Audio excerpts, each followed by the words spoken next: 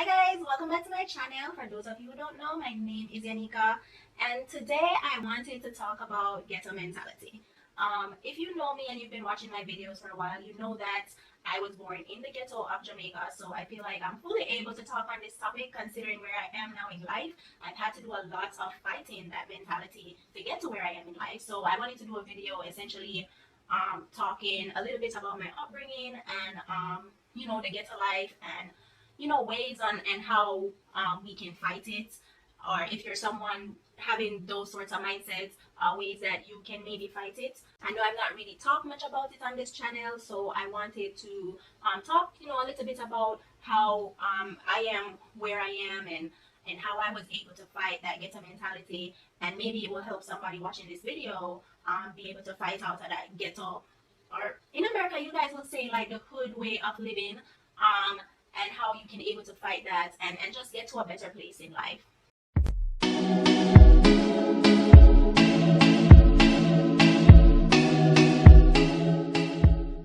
So before I get started, I feel like I have to first tell you guys what exactly is ghetto mentality.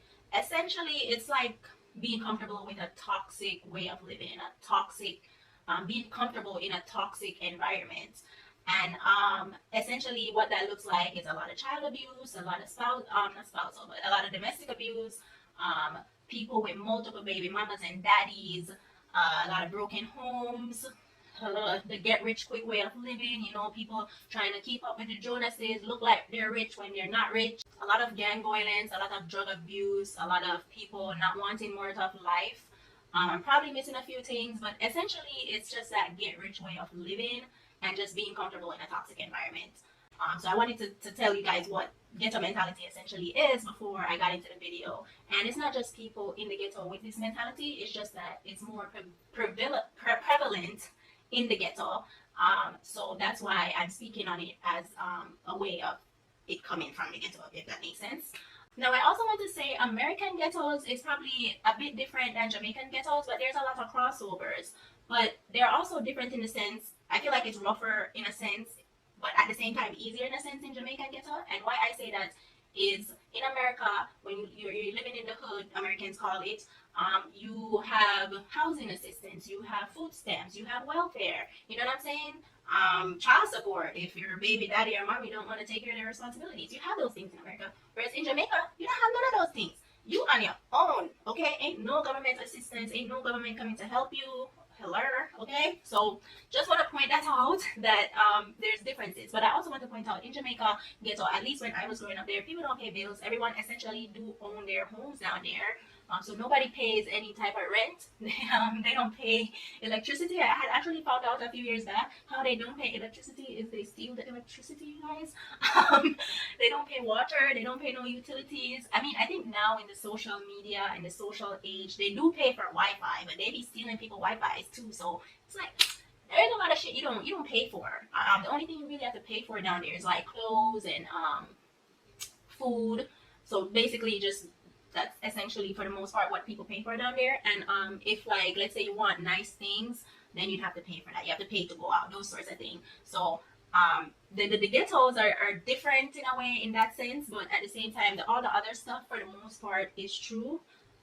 So I sort of wanted to talk to mention that in Jamaica there's no real government involvement like that in the ghetto. The only time you hear from the government is when they're trying to get your votes. That's how I feel like Jamaican ghettos kind of were, at least when I was growing up. And when I say when I was growing up, I left the ghetto 15 years ago, so I want to point that out as well, because I don't want people to think I'm essentially just talking from a place of just today when I'm talking about like my background in the ghetto. I think as I got older, I realized that I had a lot of privileges growing up in the ghetto that I feel like, if I'm gonna make a video like this, I have to speak about, because there's a lot of people in the ghetto that didn't have some of the privileges that I did. Don't get me wrong, there's definitely a lot of negatives of the ghetto life, but I feel like I was sheltered in a sense from a lot of it. Even though I was surrounded by it, I was like kind of sheltered at the same time. And why I say this is because, well, my mom essentially came to the States when I was like 1 or 2 years old, I think. And I was a baby basically. And so she left me with my godmother, and I was raised with her up until I was 11. And so she left me and my sister with my godmother and their family. And honestly, we had one of the nicer ghetto homes, like nicest, cleanest ghetto homes, in my opinion. Like in the ghetto, you'll see a lot of broken homes in a sense, but my godmother didn't have that. She's been with her children's father forever. They're married now.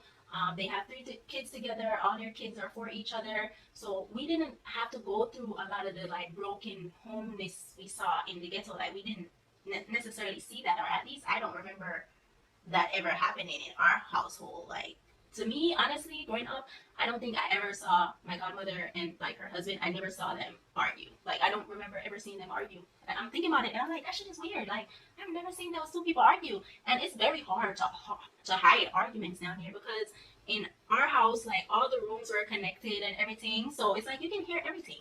So, but I feel like I never saw that.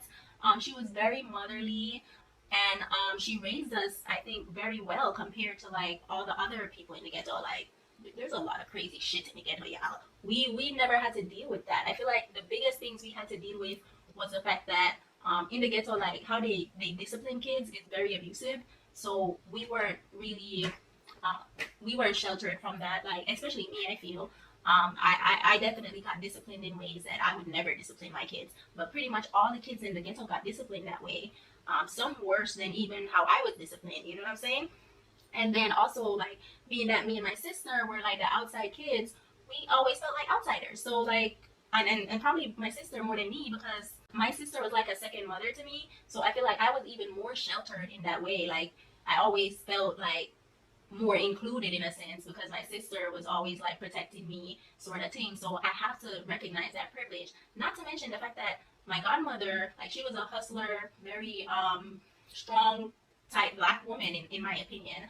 And she used to work essentially out the home, like she used to wash clothes and iron clothes for a living. And she would have me help her. So basically I wasn't raised to be like lazy sort of thing. Like a lot of people in the ghetto are very lazy. I wasn't raised that way. I was raised like I had to be out there helping her wash clothes. And back then, there was no washers and dryers, you guys. We were hand washing clothes. Okay, I remember one time I was out there hand washing clothes in the fucking rain, y'all. Sorry, excuse my French, but when I look back on certain shit, I'm like, that was kind of crazy. But it developed a lot of discipline and lack. I think that's probably why my mind be moving a million miles an hour because I was raised in a way to not be lazy and to hustle and to do this and to do that. So that's kind of how I was raised. And then on top of that, she was very clean. I had to be sweeping yards out there. Her house was very clean compared to some of the other houses in the ghetto. You know, there's houses in the ghetto I would never want to go in because it smelled so bad. But our house was always clean, always smelled nice. All those good things. We got breakfast every morning. I don't remember a time where I went without breakfast. Maybe there was, and I don't remember. But from looking back and my whole thought process is like I've never went a morning without breakfast. Also because my mother was in the States, after a while when she got accustomed and got with my stepdad especially, she was able to send us nice clothes. So we always had nice clothes. My godmother, she always had my hair done. You know, I had to go to Sunday school every Sunday. I was a child of God. And I'm not religious anymore, but I was raised as a child of God, okay? We had to make sure our schoolwork was done and stuff like that before we could go out and play. Like, so we were disciplined well in that sense. That's probably why I was an A student. She was very supportive. Used to always call me Miguel, so which means my girl in Jamaican, and so I always felt like supported, which is probably why I did so well in school and did well in like my athletics as well. So I have to recognize those privileges because I know a lot of ghetto kids did not have that sort of upbringing and had it much worse than me. Like, sure, the disciplining was bad and feeling like an outsider was bad, but for the most part, like, we were probably raised in a nicer way than even a lot of middle class and rich kids, because we were essentially ghetto rich in a way. Even though we were poor, we were rich, if that makes sense. I don't even know if that makes sense, but I hope it makes sense. So I have to point those things out. I don't want to make this video from a place like I had the worst ever ghetto life. And don't get me wrong, there were a lot of bad things that I'm going to get into, but I can't talk as if I didn't have certain privileges that I know that a lot of ghetto kids have to deal with.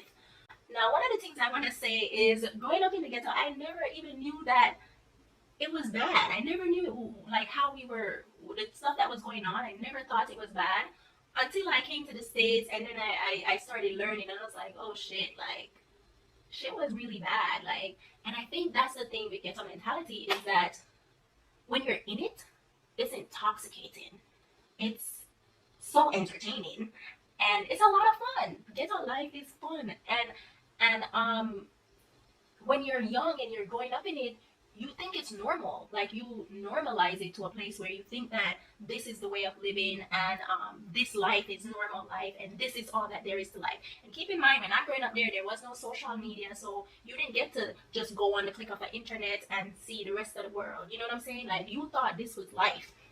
So when my mother forced me to stay in the States, I literally cried for months and months upon months to go back home to Jamaica. I did not want to live in the States, you guys. I was like, this life is boring. Like, I thought the States were boring. I was like, this life is boring. Like, I'm living this ghetto fabulous life in Jamaica. You bring me to the States where not like like healthy is essentially boring when you grow up in a toxic environment. To better explain ghetto mentality and why people stay stuck is it's like a toxic relationship. It's like you always wonder why do people stay in those toxic relationships? It's because it's addictive, it's intoxicating, and it's in a sense entertaining. It's why people watch a lot of reality TV, even though they know it's bad. It's just like it's addictive, and not even just that, but like when you look at new age social media and the social media drama and people being into the celebrity drama, basically ghetto mentality works the same way. It's like it's entertaining, it's fun, it's intoxicating. It's like, why would I want to leave this life?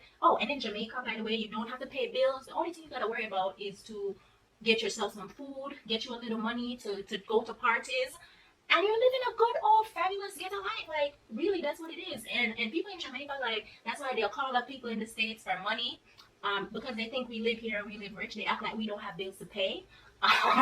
So they just they get into the mindset of sitting, not working, and then calling up people for money. Why would they not do that when it's so simple? You know, it makes life super simple. You don't have to work hard, you don't have to do anything, and you basically just live life until your days are over. That's essentially what ghetto life is. So why would people want to come out of that, when you think about it, when that's all that they know? And so I think that's the key to fighting ghetto mentality is figuring, okay, how can you get people to see that there is more to life than this ghetto life? Now, before, when I was speaking about the fact that I was sheltered, in a sense, because my godmother raised us right, and she raised us with discipline, and she raised us to not be lazy, and she raised us to, do well in school, and she supported us with the things that we were doing. She was a very proud woman, so she raised us in a way that, we were able to have just overall a better mindset than most people in the ghetto. And not to mention that, from my opinion, she had a healthy relationship, with her children's father and her husband. Like they had a healthy relationship, so we didn't have to see that sort of toxicity within our own homes. Now, just because we didn't have to see that within our home doesn't mean that we didn't see it all over the neighborhood. Okay, like all over the neighborhood, toxicness everywhere. I feel like pretty much all the homes, except like maybe a handful of the houses in the ghetto, was just like ratchet, like very ratchet. So it would make sense why it would be hard for people to get out of that mindset, because if you're not raised in a way to want more out of life, then why would you want more? You know what I'm saying? One of the bigger things was there was a lot of broken homes. I come from a broken home. My father has 4 baby mothers. You know what I'm saying? So I essentially come from a broken home. Actually, the funny part about my father and his broken homes is that, so my stepmom lived in the house on the next street from us. That house was back to back with my godmother's house that I was raised in. Literally, the only thing that separated us was a wall, and I literally could jump the wall to go visit my sisters. And I did used to do that. Like I used to jump the wall and visit my sisters. So that's what I mean by broken homes. There's a lot of that.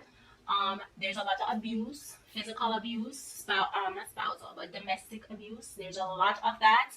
Damn near everybody. I think my house was one of the only houses where we didn't see domestic abuse inside the home, like from my godmother and her husband. But like all the other houses, domestic abuse everywhere. There's also a lot of fights, a lot of drama. If you need drama, come to the ghetto. Oh, there's a lot of fighting. When I was talking earlier about how addictive the ghetto is, I remember, and I always remember this fight because it's still one of the funniest fights I've ever seen in my life. Was two teenage boys. They were first arguing, and then they started fighting in the streets. And naturally, we're like watching, like being entertained. And then they started picking up big ass stones, right? And stones is rocks, like big ass rocks. Started picking up, started flinging it down the street, throwing it down the street. Sorry, I've been forgetting that. Speaking to probably Americans mostly, but they started flinging it down the street. And next thing you know, it's a big ass crowd of people, and one dude is on this side of the street, next dude is on this side of the street. They're flinging big stones everywhere. I'm there behind a truck dodging big stones. My godmother sees me and she starts yelling, "Crystal!" She starts screaming at me like, "Get your ass home!" And me as a kid, I am entertained. And I'm pretending I'm going home, but then I'm like coming back and hiding, trying to see what's going on.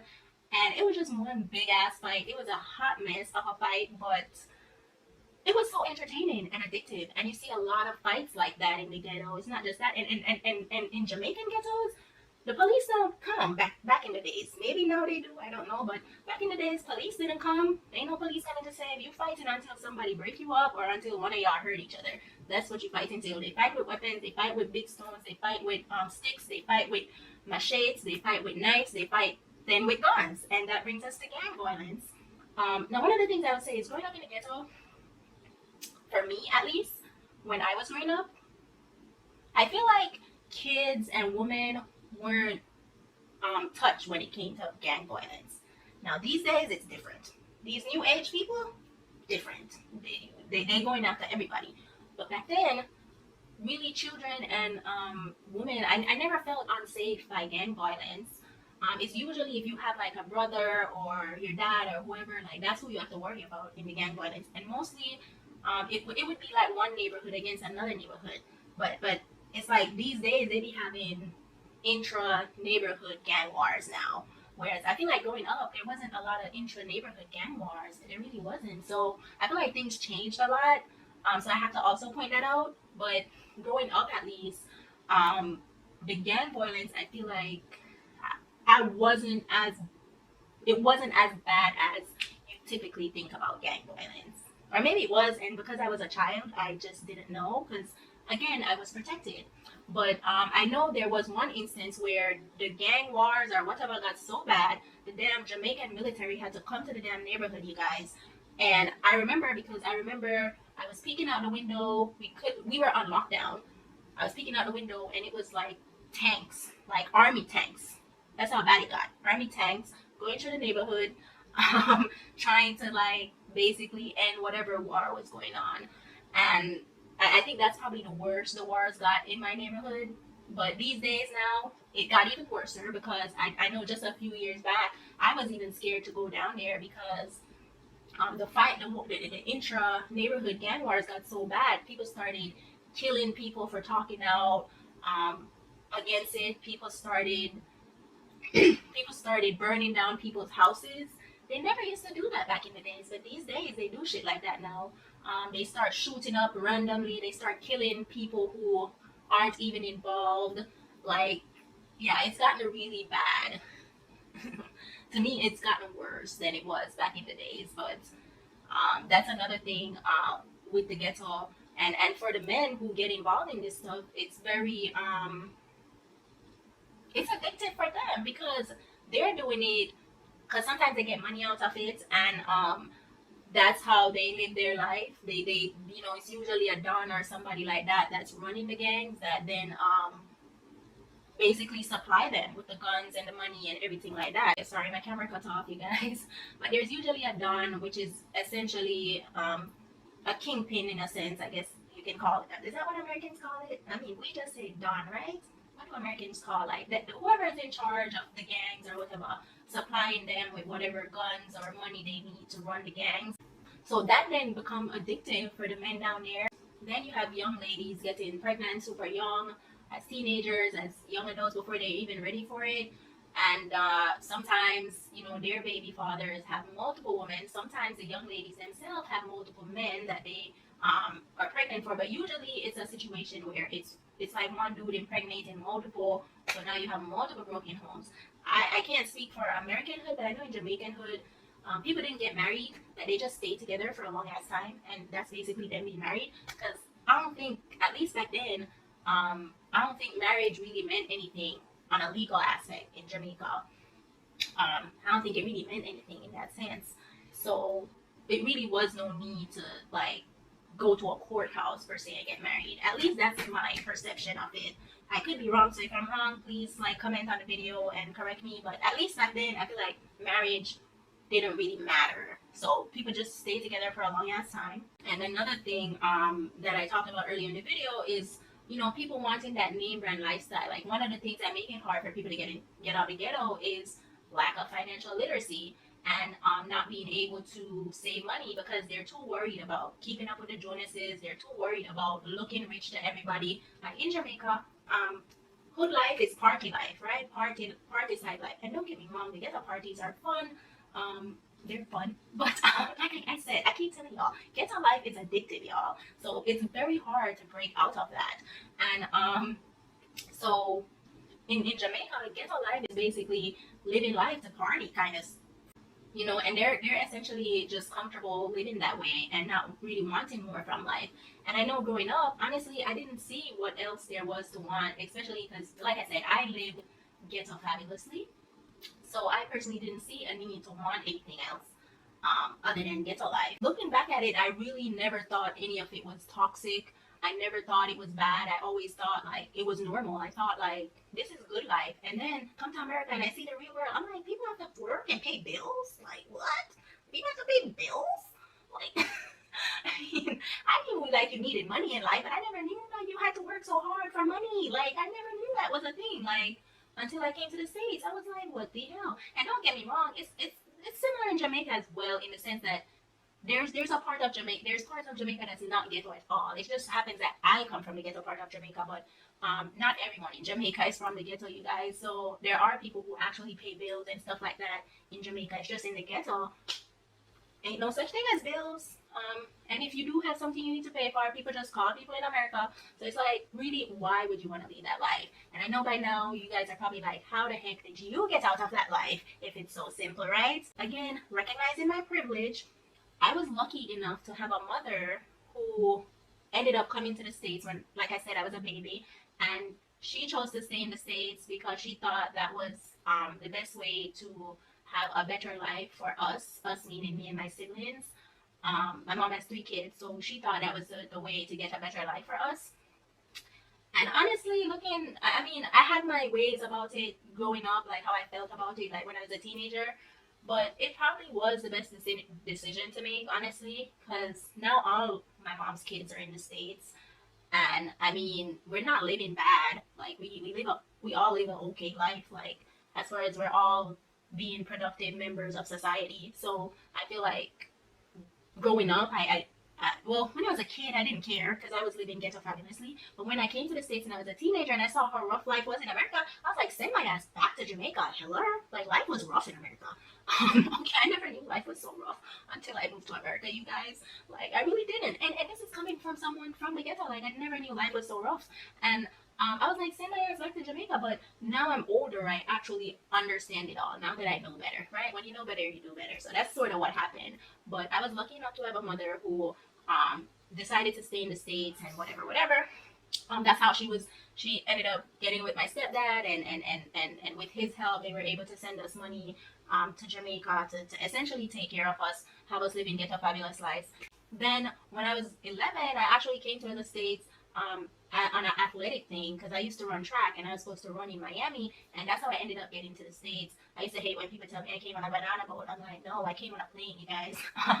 But I came because of my talent, and my mom decided to just keep me here. She decided that America was the best bet for me. And at the time, I cried, I fussed at everything. I was so mad. I was like, I do not want to live here. America is so boring. Like, I love my life in Jamaica. And I mean, I couldn't do anything. That's my mother, right?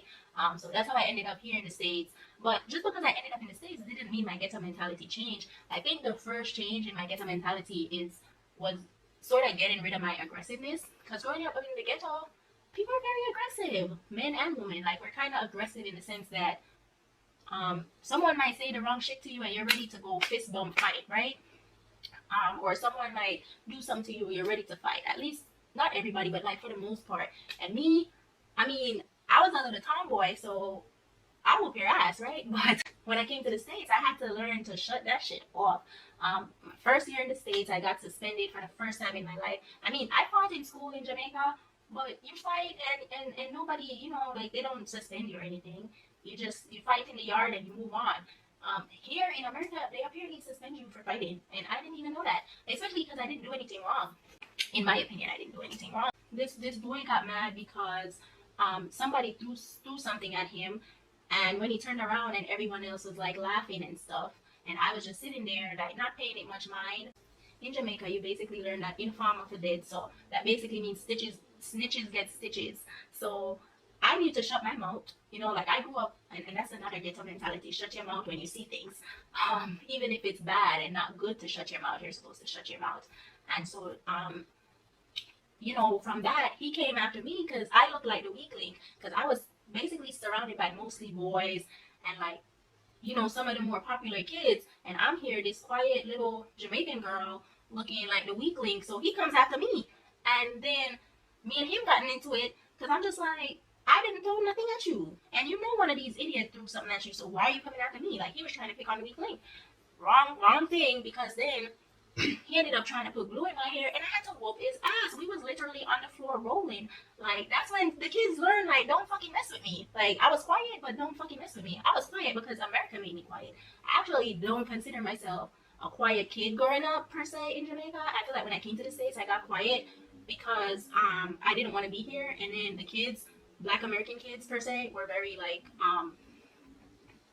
mean. They were bullies. I mean, they didn't hit me or nothing like that, but like they would say stuff and whatever. And I go back and forth with them for a while, but after a while, I got tired of it and I just like got quiet and I just mind my business. But that day, I had to whoop some ass because he put his hands on me and tried to put glue in my hair, whooped his ass. We both ended up suspended. The funny thing was, the teacher watched the whole thing, and the teacher like was laughing at him and saying, "That's why you don't mess with somebody." Like, the teacher laughed at him, but then I still ended up suspended. I was like, "What the fuck?" Like, because the principal came and ended up suspending us both. He ended up apologizing to me. He ended up actually started being really nice to me. He had a crush on me. It was a mess, but nonetheless, after that situation, my mother was mad at me because I got suspended. I'm just like, Mom, but what was I supposed to do? Like, if he's trying to put glue in my hair, what am I supposed to do? Not whoop his ass? Like, what the fuck? And so from that, it's like I became even more quiet because I'm just like, what am I supposed to do if these kids are being freaking ridiculous? Like, I'm just like, listen, as long as these idiots don't put their hands on me, I won't have to whoop their ass, right? But if you're trying to put glue in my hair, that's when I need to retaliate. Like, I have to do something. You can say whatever you want about me. And I think that's why I have such a tough skin about what people say about me. Like, I really don't care because I've heard it all growing up. Not just here in the States with the kids in the States, but even in Jamaica. Me being like slim and everything, like in Jamaica, Jamaican criticism is like one of the worst in the world. So you grow a tough skin. And nonetheless, the point is, I had to learn to be quiet a little bit, tone down, and shut my mouth, not be as aggressive as I was in Jamaica. One of the things was, initially when I came, I didn't have a green card either, so I couldn't be getting in trouble. So I basically became a quiet person, even though I feel like I kind of wasn't, but I kind of had to become that to tone down my essentially ghetto way of being more out there, more aggressive and stuff like that. And so I feel like that sort of made me come into being like this super observant person. It's like I was always observing. Like, people thought I was quiet, but I was always observing them. I was always observing people. I was always observing things. I just became just real quiet and observant. And I mean, if you know me, I talk and stuff. But for the most part, people who don't know me, they just think I'm quiet. And so I became that. And I feel like becoming that actually helped my mentality. It helped me see the world for what it is. It helped me realize that how I was growing up in Jamaica was not real life. Especially as I became an adult, I realized how bad things were in Jamaica, and I realized that there was nothing else that was gonna come out of just living ghetto fabulously. Just sitting there doing nothing. It's toxic. It's not good if you want more out of life. You want to travel. If you want to just do other things in life, it's not good for that. And I realized that as I got older, and so my mindset naturally changed in that way. But I was given opportunity to be able to see more of the world, whereas a lot of people from when I was growing up, they didn't get some of those opportunities, and that's one of the biggest things with getting out of ghetto mentality is people first being able to see what else there is in the world. Now, I will say with the social media age, it's a lot easier to see what else is out there in the world. So I feel like that might or that has been changing some people' perception of wanting more out of life. But there are still people who enjoy the ghetto fabulous life because it's easy. Like that's really what the hardest part about fighting ghetto mentality is. It's like if you had two paths, right? One will probably bring you to a higher level, but you will have to work real hard to get there, right? Then one super easy, but you're just gonna be comfortable and complacent. Most people logically are gonna pick comfortable and complacent, especially if that's the environment you grew up in. If you didn't grow up in the ghetto mentality, in the ghetto, I should say, or the hood, you might not understand why they think the hood life is normal because you didn't have to grow up around it. You never had to normalize it. But when you're talking about people who grew up in it and this is their life, then for them it's like a really simple choice: choose easy and complacent because that's what they know.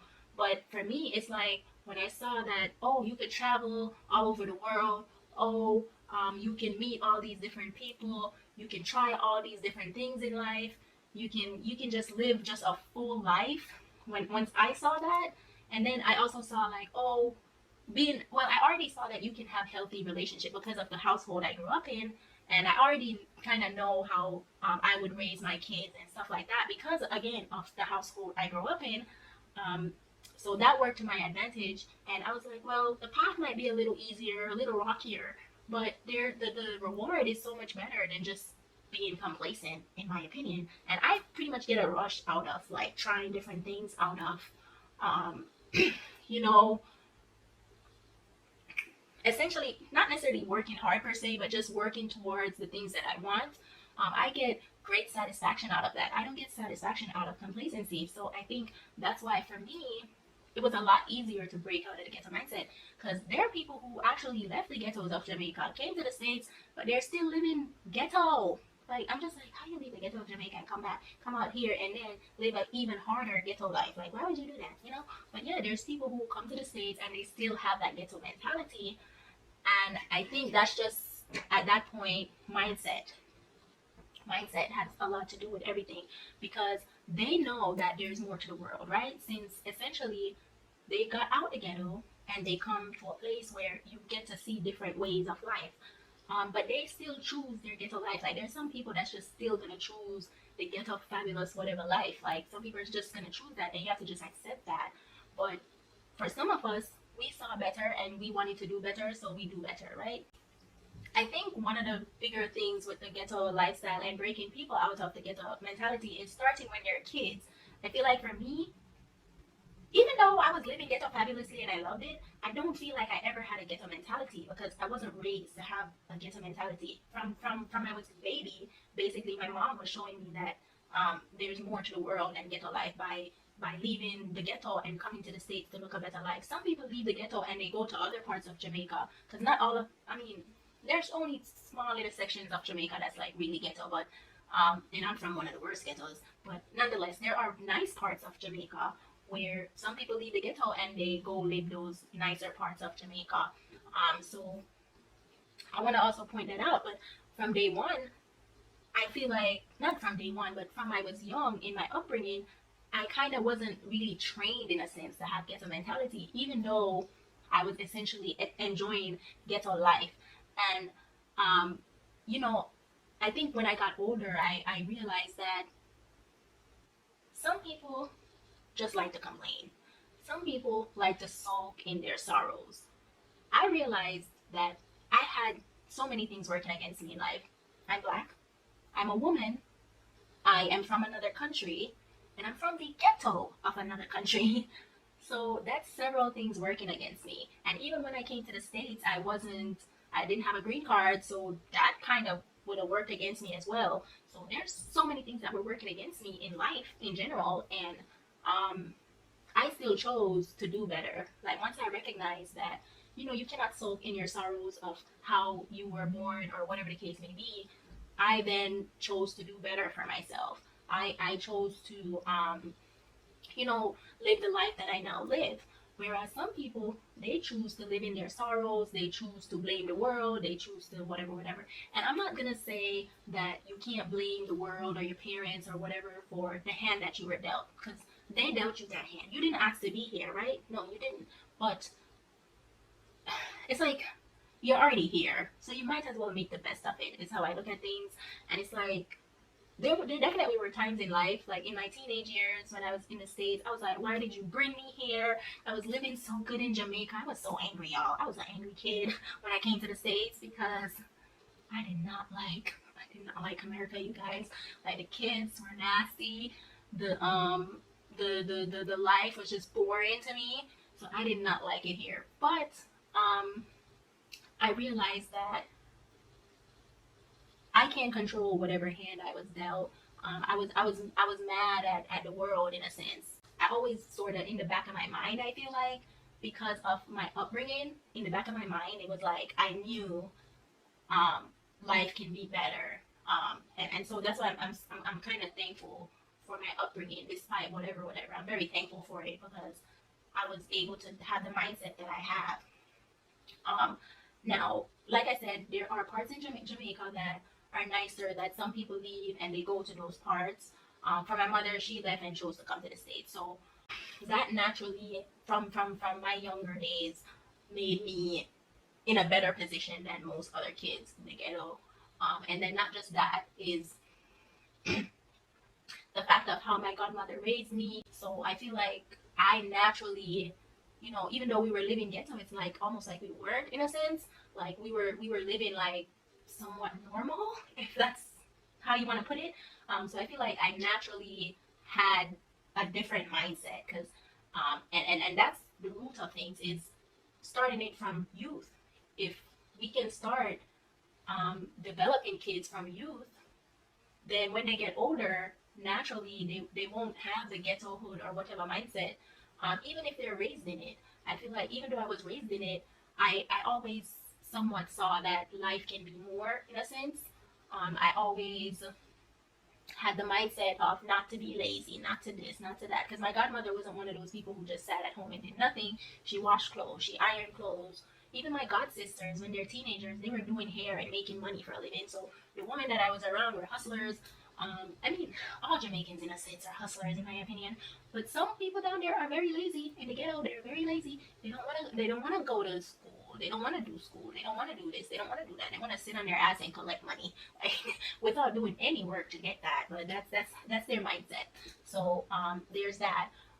But I think the root of fighting the ghetto mentality is starting at childhood. If you can nip it in the bud in the youth, then when they get older, they'll naturally adapt a certain mindset.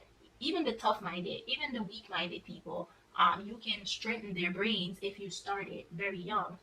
Luckily for me, I've always had a pretty tough mindset, because I had so many talents growing up. And I felt like in Jamaica, my talents were actually being nurtured a bit. I was an athlete.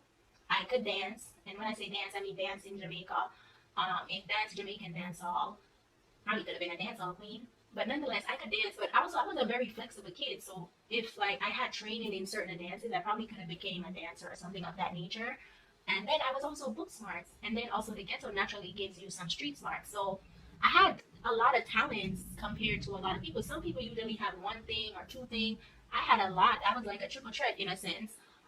So I had a lot of talents. However, when I moved to the States, none of my talents were being groomed. In Jamaica, I felt like it was being groomed because um, my track abilities is what got me to the States, to be able to come here. So it was being groomed, but then I come to the States and it's like, I didn't have the support, I didn't have the this, I didn't have that. I basically went down in all three categories. Um, I mean, I still dance Jamaican dancehall, but like if I was put into like let's say a dance class or something as a teenager, I feel like I could have like done something with dancing probably, right? And then my athletic abilities. If I was put into a school or given AAU training and stuff like that, I could have went far with my athletic abilities. And then with my book smarts, if I was being properly monitored with my schoolwork and stuff, I could have, I would have been a CPA a lot sooner because I had the ed knowledge. It's just that there was so many shit going on that I always lost focus in a sense. And I ended up like not having as high of a GPA as I could have. In Jamaica, I'm like this A student. I come to the States, I become like a C student, y'all. Like when they say America dumb you down, sure does. I mean, honestly, America is just about a lack of discipline, and I think that's one of the bigger things. And then also a lack of support, and I feel like that's what it was for me, and I feel like that's what it is for a lot of kids, and not just kids in the ghetto, just black kids in general. They don't have the support, and there's a lot of parents that don't nurture their kids' talents, and a lot of kids wouldn't have the mentality they have if they felt like supported and pushed to do the things that they're talented at. Like like parents sometimes will push education, but it's like and by education I mean like being book smart and being a doctor or a lawyer or even an accountant or something or a nurse or whatever it is that they be pushing kids to go into. But the thing of the matter is everyone is not meant to be those things. No matter how much you push them, they're probably never going to be good in those things because that's just not something that is designed for them. You know what I'm saying? Not everyone's designed to be a doctor or a lawyer. Like if your child has an athletic ability, yeah, sure, you want them to do well enough in school to at minimum get basic knowledge, have a basic high school diploma, right? But what you really need to do is nurture their athletic abilities. Maybe they won't become some big shot athlete. Not everyone's going to be a big shot athlete, obviously, but it's possible that they can go into athletic training or being an athletic director or being a coach or being a teacher, like a PE teacher or something like that, or just doing something in the athletic realm, like being a gym owner. Like a gym owner can make more than a lawyer when you think about it. If they grow the business right, they can become and you don't need to be book smart to run a business. You just need to be people smart in a sense. To be honest, that's what you need to be to run a successful business. You don't need to be book smart. You just need to be people smart, and you can hire the right book smart people to do certain things for you. So I think if parents were grooming their children's talents, and not just athletics, but like even if it's just art, sometimes you'll hear teachers complaining about kids talking too much or something. That's a talent. Maybe the child is a little combative, right? They like to debate stuff. That's a talent too. Like the simplest things I recognize in children like are talents. But basically, what I'm trying to say is grooming a kid's talent from a young age will put their focus more into that sort of thing. Like I feel like based on some of the stuff I was going through in my teenagehood, life could have went very left for me. It could have went very, very left. And because of my athletics, I was able to join sports teams. And so that became like my focus. That's kind of how I got through school, honestly. I really went to school to play sports. And there's a bunch of other clubs at schools that kids can join if they need something to push them to go to school. Like you always hear about the high school dropouts and stuff like that. I probably could have been a high school dropout, which is why, because I'm very smart, so it makes no sense, right? But sometimes life throws so many things at people that they may end up in a place where they wouldn't have been had life not thrown those things at them. This is not to say people should make excuses, but I'm saying that I recognize that those things do happen because it could have happened to me and it was happening to me. It's just that I ended up making different choices, or I ended up just getting lucky, if you will. I kind of get a little lucky. When things could have went very left, my uncle ended up took me in my late teens, and I was so very thankful for that because despite the state that I was in and I was being a bit rebellious and everything, like when he took me in, he showed me so much love and care, and he was such a good father. I saw not just like being a good father figure to me, but being a good father to his children, that I naturally have an overall good outlook on men in a sense. That's something that I recognize. Like, even though I was being a little rebellious and everything, I still was taking in some of the stuff like my uncle was saying to me, and he was trying to preach to me and trying to teach me. I was pretending I wasn't listening, but I was listening. And I ended up, ended up doing, essentially moving on to do well. I ended up going to college. I ended up, it was rough in college too, because yeah, it was rough. Because back then, me and my mother, we still had our issues at the time, so it was rough back then as well. But I made it through. So that's what matters.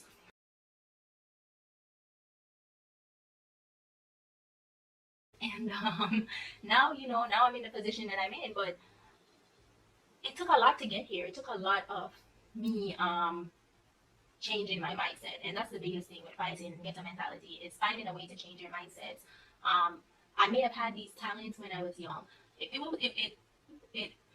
me having the athletic, dancing, and book smarts ability, there's so many things I could have did in life, and I could have been a lot further in life had those talents been groomed. Because not even my book smarts ability was groomed when I was a teenager. It wasn't groomed when I was a kid. It was groomed growing up in Jamaica, but when I came to the States, it was no longer groomed. And when I became an adult, I used to be mad at the world about that too. Like, well, mad at my parents, mad at the world, because I was mad because I wasn't supported in my athletics, which I was mad about. I felt like that kind of put me down and made me a little more unmotivated to want to do well at it. And also because I didn't have the proper training as well. And I didn't have the support, so I didn't have the proper eating, I didn't have the proper training, I didn't have the proper anything. So I couldn't really go as far as I probably wanted to go, especially like my mindset became defeated. And it's like once you defeat a person's mindset, it's like you defeat the person. So that's kind of how I was about it. Now, when I became an adult, I started realizing that you can't blame the world for all your problems the rest of your life. And sometimes you have to say, toughen up, buttercup. Like, you got to just toughen up. And you got to say, okay, today's the day I'm going to make the change. And when I was in college, I went through a period, too, where I was defeated a little because I felt like I wasn't even supported in my book smarts.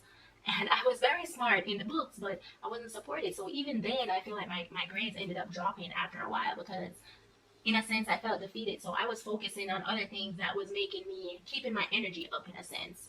Um, and I think that's the thing you constantly have to fight. Coming from like the ghetto and stuff like that, coming from certain upbringing, I should say, you have to constantly fight a certain mindset because it's like your mind controls everything else.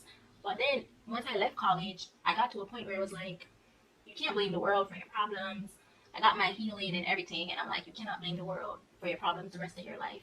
You can blame them for your childhood, but you can't blame them now that you know better. Now that you know better, you just have to do better. It's gonna take you longer than other people, which is why I absolutely never compare my life to other people because I know that most people around me, I've had way rougher of an upbringing than they did.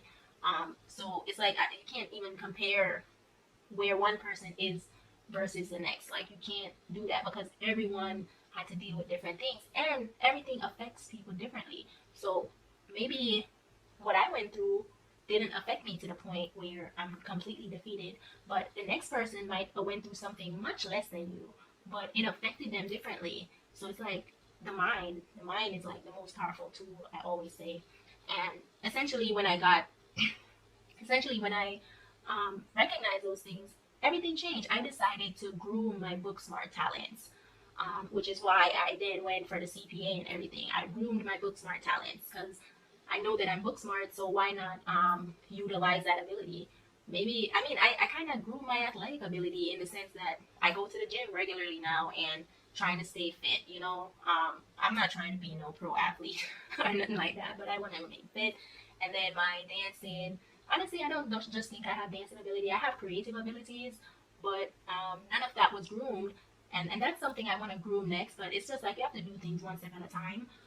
So I can groom my creative abilities as well. So as an adult, I get to groom the things that were never groomed as a child. And I think that if we have to fix ghetto mentality in adults, they first have to recognize why they feel the way they do or why they are how they are, which means they might have to go through or not might have to, but they should go through therapy and really resolve whatever issues they had from childhood, from whenever, from young adulthood, from whenever. And once they get that healing, it will be a lot easier for them to then go forward and, if they're already parents, become better parents for their children. Because the best place to start is nipping it in the bud. Like, that's the ultimate best place to start. Start with the children, groom their talents, raise them correctly, raise them with a certain mindset, not to be freaking lazy. Like, a lot of people are very lazy and don't want anything out of life, and just want stuff to be handed to them. Just raising them to overall be a productive member of society. Then once you do that, naturally they will then sort of fight out of that ghetto mentality. They'll sort of find their way out a little bit. And don't get me wrong, if you can basically groom their mindset in a sense from children, they will then not have that ghetto sort of mindset, even if they're not from the ghetto, because we all know there's people in the regular world who will be trying to keep up with the Jonases and whatever the case may be. And so, if you can groom kids to not be that way, then they won't be that way, right? For the most part, there's always going to be a few that falls through the cracks, but like for the most part, they'll like not have such a mindset. And I think that's the key. One of the things I want to do is, in the future, go to Jamaica first and help kids from the ghetto understand that and help them groom their talents and help them find ways, find outlets. I think outlets was an important thing for me to be able to get through everything I went through as a teenager. Having an outlet such as my athletic abilities. Other kids might have other things. For me, it was just athletics. And so I want to help kids find what their special thing is and help. Either I work with a nonprofit or I have my own that helps them to get into programs that will help groom those talents and help them to essentially find other outlets. I think the biggest thing is just finding those outlets to kill that ghetto mentality. And I think if kids actually, instead of like trying to make all kids book smart, if we actually focus on their actual talents, then they'll be more motivated in life to do things other than just, gang violence or, running around making babies with people that they have no business making babies with. And so that's the sort of stuff I want to do. But first, I have to help me. One of the best ways to help other people is to first help yourself. So I have to build up myself first before I can then go do that for other people. But it's definitely something that I want to do specifically for kids from the ghetto, considering I am a product of the ghetto. It's always funny when I meet Jamaicans and I tell them where I'm from, they don't believe me. I guess because people from the ghetto are viewed, especially the ghetto in Jamaica, they're viewed a certain way. So when they meet me and I'm like not whatever way they perceive that people from the ghetto are, they're like, no, you're not from there, stop lying, blah, blah, blah, and I'm just like, the thing about it is, there's a lot of people like me in the ghetto. There's a lot of people like me. There's a lot of talented people in the ghetto. Good athletes, book smart people, street smart people. They actually have a lot of talent in the sense that they know how to hustle their way into some money, whether that's calling up somebody in America, going to find a little side hustle, or whatever the case may be. There's a lot of people in the ghetto like this, but people don't know because the ghetto is viewed a certain way, and no one wants to go there and help these people groom their talents in a sense. You know what I'm saying? No one wants to help them do that, and so that's something I want to do when I get to the point to be able to do that. But first, like I said, gotta help myself. But so yeah, that's really what I wanted to talk about in this video. I know this video is kind of long, and I'm so sorry, but I really, really wanted to talk about this because this is something I think about all the time. Like, I'm always thinking how and when I'm gonna go back and actually help people from the ghetto, because I just feel like there's so many smart, talented, dope people in the ghetto, and they just never. It's like they're born with a certain hand that they were dealt, and it's like they feel like that's what they have to do. But I want to show them that there's like so much more to life, and if you still want to choose the ghetto life, hey, live your ghetto fabulous life. I'm not gonna lie, ghetto life is fun, y'all. But if you then want to do something else and be a more productive member of society, then I want to give them those sorts of opportunity that I feel like a lot of them feel like they don't have. And help them groom their talents, and not just children, but also the adults. Because I guess in a sense, even though I say it starts at childhood, when the damage is already done, you have to fix the adults first, right? You have to help the adults get to a place where they change their mindsets, and then they'll be able to help their children change their mindsets and groom them into productive members of society, because that's really what it is. And productive member of society, by that, it could be anything. It's not just meaning you need to work a job and da da da da da. Like, you could go run a business, you could be an athlete, you can be into the arts, you can be a lawyer, you can be a doctor, you can be whatever it is that you want to be. Just not be a nuisance to society. And by a nuisance, I mean the gang violence, the broken homes, the abuse, domestic and child abuse as well. So, not be a nuisance to society is what I call being a productive member. That's one of my goals in life, is to be able to go and help people get out of that funk, if you will.